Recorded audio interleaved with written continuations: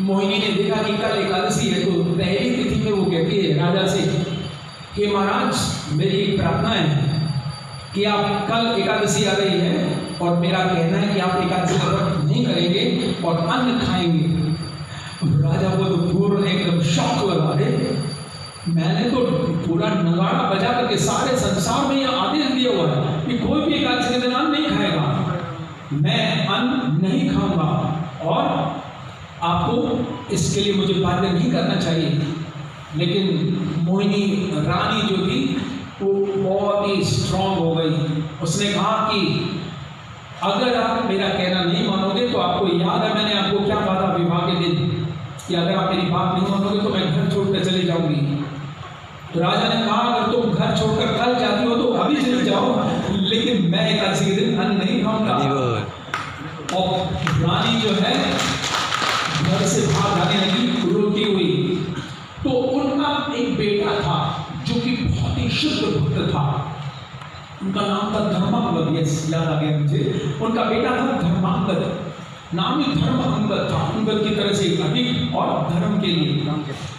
उसने अपनी उस माता को आते हुए देखा, मतलब उनकी खुद की माँ नहीं थी, उनकी माता दूसरी थी रत्नावली, लेकिन फिर भी माता ही लगी क्योंकि राजाओं में कई रानियां होती है। तो वो उनसे पूछने लगे, हे माता आप रोते हुए इस हाल में आप कहाँ जा रही हैं?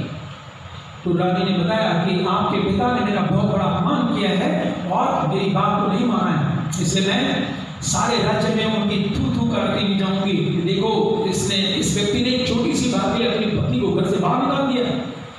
तो धर्मांगद ने कहा कि माता आपकी जो भी इच्छा है मैं पूरी करूंगा, आप कृपा करके घर चलिए।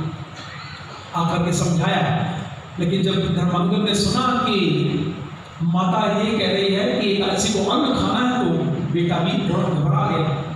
फिर रत्नावली उनको समझाती है, वो भी बहुत ही शुद्ध भक्त थी, पूरा परिवार शुद्ध था। रत्नावली समझाती वो बहुत डिटेल्ड में है, लेकिन कुछ एक दो घटना वो बताती है।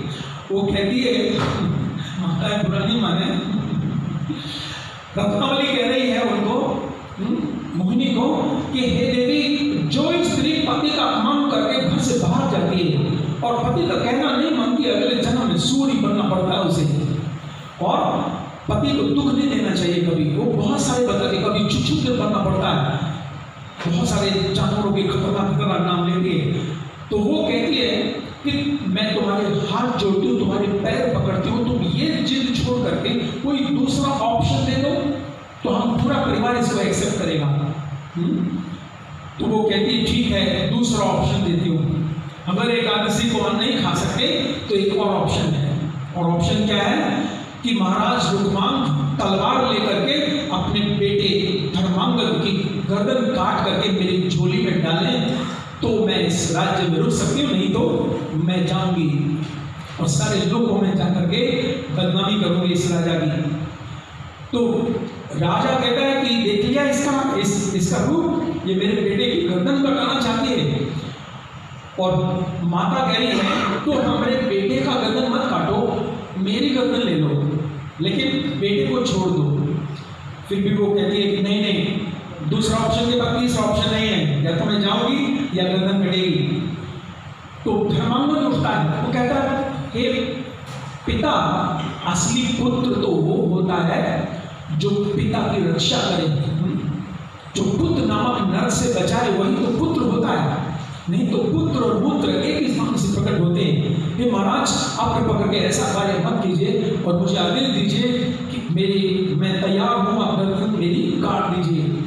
लेकिन राजा कहता है कि मैं बिल्कुल नहीं इसको मान सकता, ये इसको घर से बाहर भेज देना चाहिए, ये जब से हमारे घर में आई है इसने सारे के सारे घर के वातावरण को खराब कर दिया है, शरीर का एक अंग खराब हो जाए तो उसे काट देना चाहिए, नहीं तो वो पूरे शरीर को खराब कर सकता है।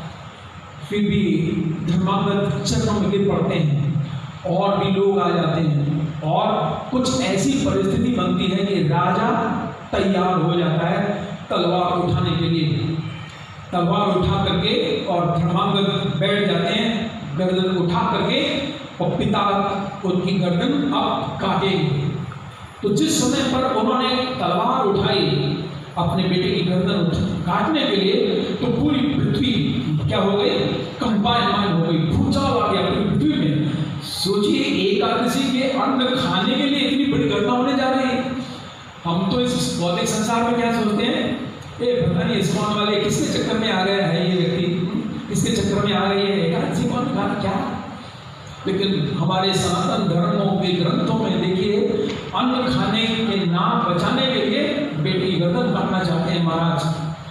और आकाश से उल्का गिरने लगी, बिना बादलों के बिजली चमकने लगी, तूफान झंझावात ये सब आ गए, क्योंकि महाराज रुक्मांग जो कि भगवान के शुद्ध भक्त हैं, धर्मांगद जो कि भगवान के शुद्ध भक्त हैं, एकादशी के कारण गर्दन काटने लगे। जैसे ही गर्दन काटने के पास आए तो वहीं पर भगवान श्री कृष्ण प्रकट हो गए। श्री कृष्ण भगवान प्रकट हो गए। भगवान श्री कृष्ण ने कहा कि माधव तिथि मेरी तिथि है और मेरी तिथि में खून बहाना बहुत बड़ा पाप होता है। कभी कभी हमारे पास फोन आता है, आजकल भक्त लोग क्या करते हैं, आजकल सिजेरियन बच्चे होने लगे ना, तो वो फोन करते प्रभु जी एकादशी के दिन अगर बच्चा हो जाए तो सिजेरियन करते अच्छा है। नहीं, एकादशी की तिथि में कभी भी सिजेरियन नहीं करना चाहिए। मतलब ब्लड निकल गया तो आपका ब्लड टूट जाता है, ऐसा लिखा है हरि भक्ति विलास में। खून नहीं निकलने देना चाहिए उस दिन, मतलब द्वादशी को आप सिजेरियन कराइए तब बच्चा हो। कई बार भक्त लोग सोचते हैं एकादशी में बच्चा होगा तो भक्त बन जाएगा।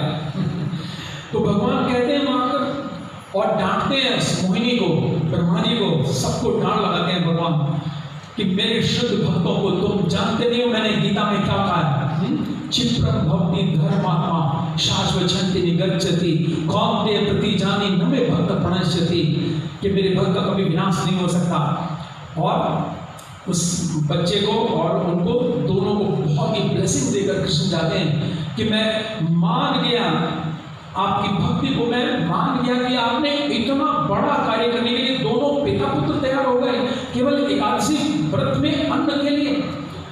तो भगवान ने उसी समय दोनों को आशीर्वाद दिया कि तुम दोनों व्यक्ति और पूरा परिवार, तुम्हारी माता, सब मेरे धाम को प्राप्त करेंगे इस शरीर को छोड़ने के बाद।